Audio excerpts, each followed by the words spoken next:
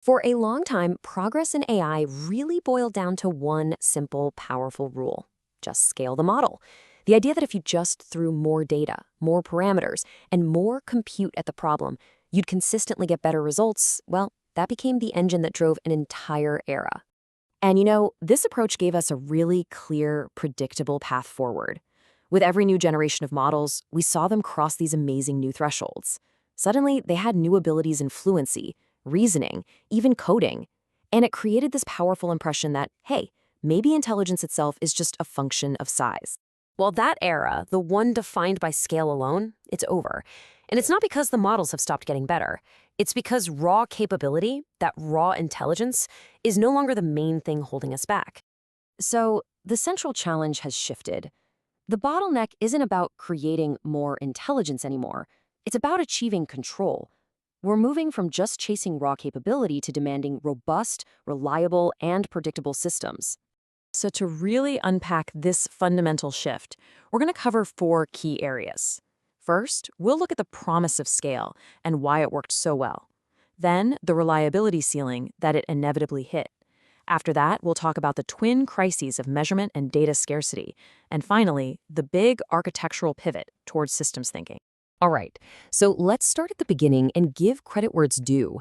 The scaling era was a time of genuine, absolutely remarkable progress.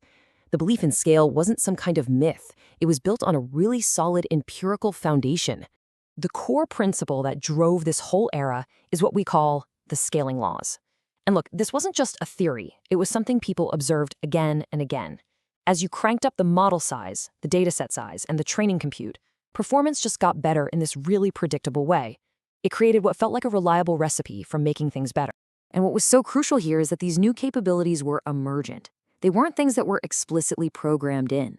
Abilities like zero-shot learning, performing tasks without seeing any examples before, or in-context reasoning, where a model solves a new problem based on what you just gave it.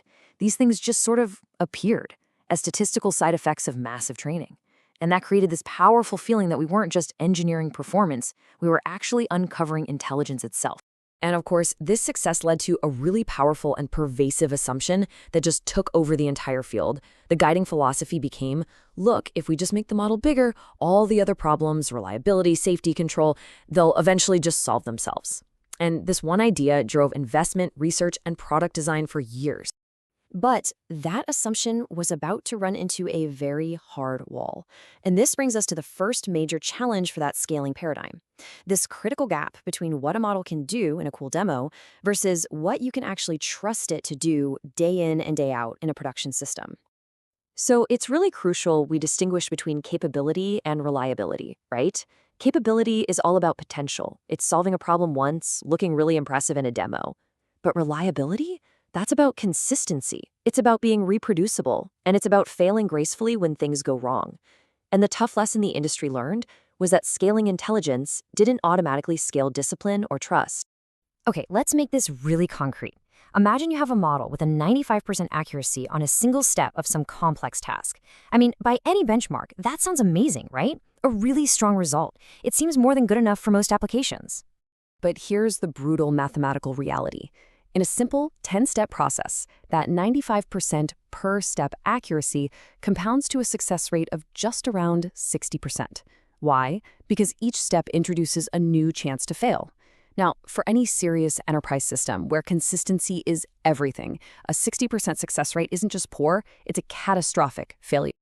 So the really crucial takeaway is this hard truth the industry had to face.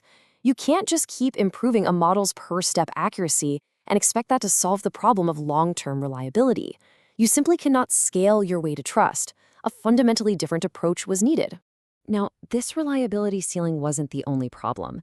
The old way of doing things became unsustainable because of 2 big crises that started to converge and undermine the very foundations of the scaling approach: the failure of our measurements and the emerging limits of data. So by 2024, something interesting started to happen. The leading AI models began to max out or saturate the major academic benchmarks. You had all these top-tier models clustering together, all scoring in the low 90s. The differences between them became so small they were basically meaningless for telling you how they'd perform in the real world. And this saturation had a really severe commercial impact. Suddenly, a CTO couldn't just look at these scores and predict which model would be reliable. A model that scored a 92% might fail a critical workflow just as often as one that scored a 90%. So the benchmarks, which were once our trusted guide for progress, they lost their predictive power. And decision makers were forced to start looking beyond the leaderboard to totally new metrics like error handling, consistency, and actual guarantees of system integration. The second crisis was all about data. I mean, the well of high-quality, human-generated data started to run dry. So the industry turned to synthetic, model-generated data to keep training. But this created a really dangerous long-term risk, something known as the Ouroboros effect, or model collapse. You see, by training on their own outputs, models began to recursively reinforce their own mistakes and biases, slowly eroding their connection to the messy, diverse human knowledge that grounded them in reality in the first place. Okay, so you have all these pressures building up, the reliability ceiling, the saturated benchmarks, and the data wall. And all of this forced a critical turning point. The industry realized it had to pivot away from just making models bigger and toward building smarter systems around them. And a really crucial insight emerged from all this. Instead of trying to cram all knowledge into a model's weights during training, the focus shifted to compute at inference time. This meant treating reasoning not as some static property baked into the model, but as a dynamic process that happens at runtime. We realized we could let models spend more compute time on a single query to reason step by step, much like a human does when they're faced with a really complex problem. Now, the best way to understand this pivot is through the powerful metaphor of a computer's CPU. In this new model, the LLM isn't some static database of knowledge anymore. It's the central processing unit. It's a procedural reasoning engine. Its reasoning steps are like clock cycles.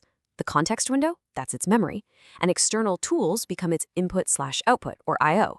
This was a decisive reframing. Suddenly, intelligence was a process to be executed, and the system controlling it became way more important than the engine itself.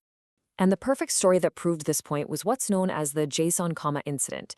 You had a massive 400 billion parameter model that could correctly reason about some really complex task, but it would fail the entire workflow because it would forget a single comma in its structured output. Meanwhile, a much smaller model, one operating under strict rules or schema constraints, would succeed every single time. And that just drove the point home. Raw capability without discipline is pretty much useless in a production environment. So the solution that emerged from this was to wrap this powerful but probabilistic intelligence inside deterministic shells, or guardrails. By using techniques like schema enforcement and step-by-step validation, engineers could make the overall system behave predictably, even if the core model inside remained a bit unpredictable. So the system as a whole became reliable, even when its core component wasn't. And so this brings us right to the core argument of this whole shift. The model era didn't fail, it matured.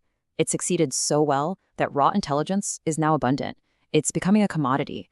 And because of that, it's no longer the primary bottleneck. The new scarce resource, the new frontier for innovation, is control. What this represents is a fundamental reframing of where AI is headed. Progress is no longer a simple matter of just making things bigger. The future of artificial intelligence, it turns out, will be defined not by the raw power of its models, but by the architecture, the reliability, and the discipline of the systems we build to control them.